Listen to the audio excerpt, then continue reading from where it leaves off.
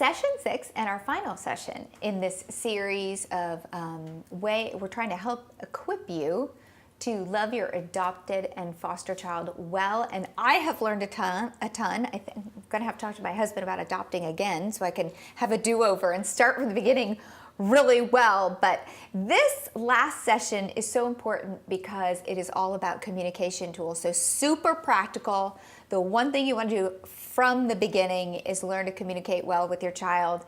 And first, let me say thank you so much for doing this with us. You are just a fountain of knowledge. We could talk forever, and I think we'll do some more of these hopefully in the future. But what can we do to really adjust our thinking in learning new ways to communicate with children who've had trauma or negative experiences early on in life? Okay. Well, one of the things that we've learned is when kids are living in that middle part of their brain, you got 12 words. That's all they can process at a time. Oh no, I'm in big trouble then because... So lecturing parents, and sometimes I find that dads have a little more of a challenge with this because dads want to teach. But when they're in that mode, 12 words, that's all you got. After that, everything is heard as wah, wah, wah, wah. So quick example, one week when the police had been there almost every night for a couple of my children and they had left, my husband said, honey, I want to talk to the girls. Do you want to join me? And I said, no, thank you.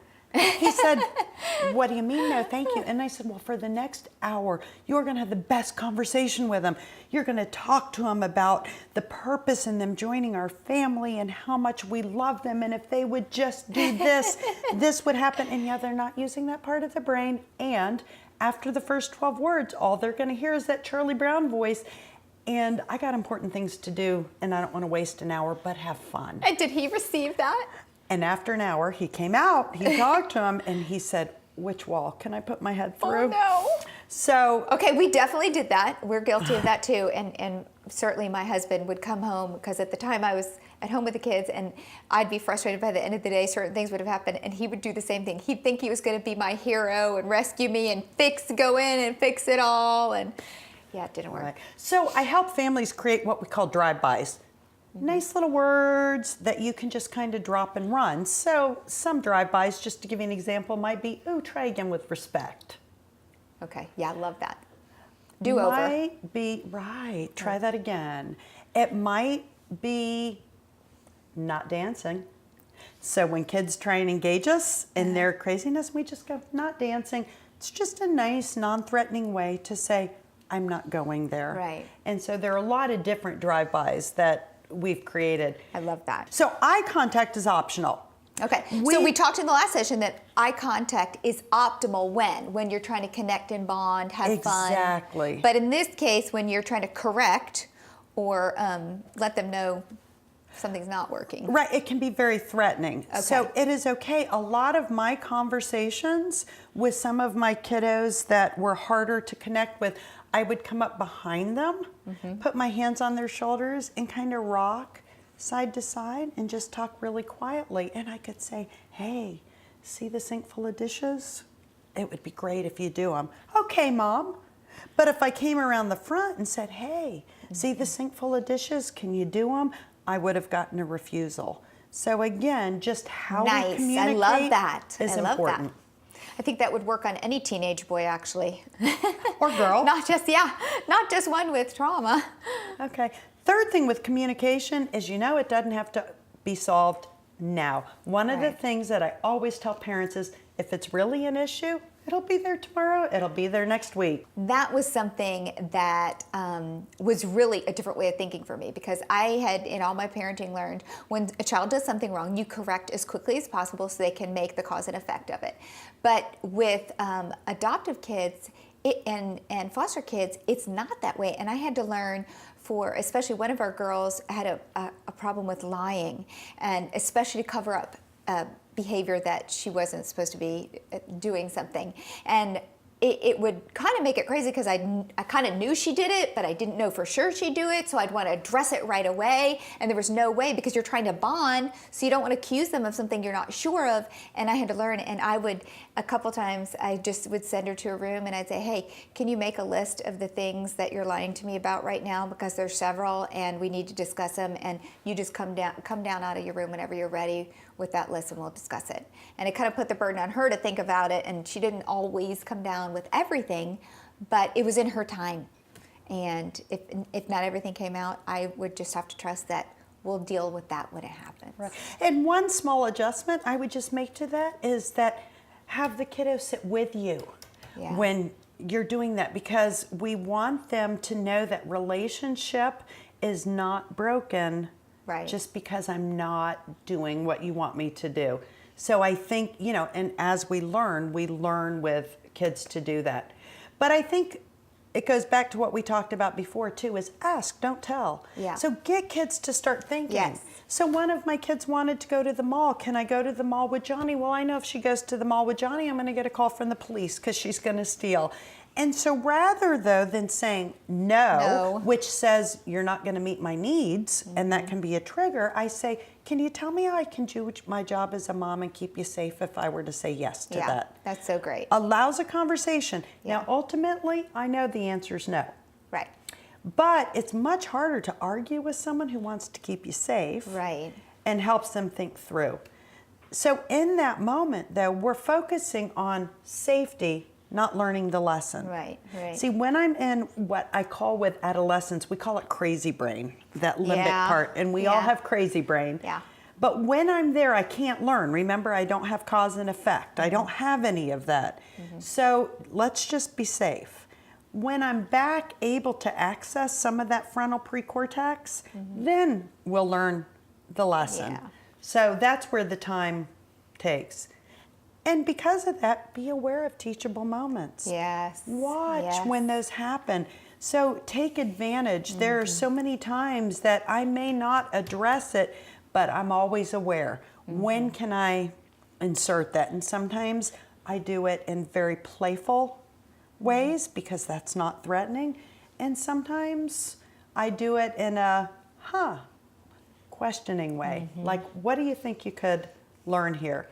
Well, and added to that, when you have multiple children in the house, you have to be aware of if the one child is in a difficult situation where they're acting out or whatever, and you're trying to support them, you need to make sure you're taking a teachable moment with the other kids who are observing this and may be upset about it or something else. Because I do know for us, especially in those first few years where we had adopted 2 kids, I thought my biological kids were fine.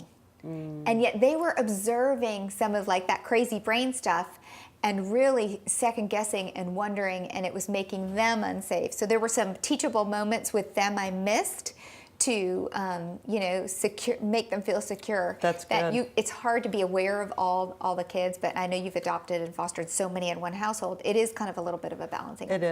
It is. And the last thing I just want to say in this one is that it is critical that we as parents, caregivers, stay regulated ourselves. So think about it. Here's the kiddo and they're getting dysregulated, and I'm the mom. I need to be in charge, so I one-up them. And they one-up me because remember, they have to be in control because control means I'm safe. And if I one-up them, and I'm going to tell you that nothing good happens up here. It's so interesting. In our house, that happened more for me with my adopted daughter. It happened more with Mark, with our adopted son Grant. Do you see that more? Do girls normally challenge their mother a little more with the control than their father, or is that just our situation? I think as a rule of thumb, moms are always the target in foster care and adoption because, again, that was who betrayed me first. Because moms are always that first broken connection. But, sometimes, again, it bleeds over to dad. So I think it depends, too, on that child's experience and who they perceive that they need more. But remember, if nothing good happens up here, but if I keep it down here, okay, so let me frame it this way. So I need to be right because I'm the mom. They need to be right because it's a matter of life and death and I'm in survival. Who's going to win? They are. They are every time. So if and they're going to wear you out. That's right. So if I keep it down here, they have to come down to meet me and eventually calm down. And it's pretty funny to watch. One of my girls had her last major meltdown shortly before she moved out at 19. Wow. And she got done and she said to me, Mom, can I talk to you? And I said, sure. She said, I hate when I'm so angry that you stay so calm. Yeah. And I said, well, talk to me about that, because I was really interested in hearing why. And she said, I am not ready to be calm, and when you stay calm, it makes me calm down before I'm ready. And I thought, oh, I wished I had videotaped that moment. And I said, well, honey, that's exactly what I want to happen. It's working. It's working. And she laughed, but I think it just was such a clear picture of it allows them to calm when I don't engage. It's not personal, guys. Yeah. Well, that's kind of been the whole crux of why we did this series, is because the first thing to love your child well in foster and adoption is that you have to, have that support yourself. And we do realize in the people we've talked to that there is kind of a lack of support. There's not as much support as there could be for parents who are foster and adopting. There's not enough education out there. It is such a blessing and parenting these children, and such a great way for you to grow as an individual, most of all. But it takes support, and it takes knowledge, and it takes understanding to maintain that calm, to maintain that in the face of sometimes crazy behavior.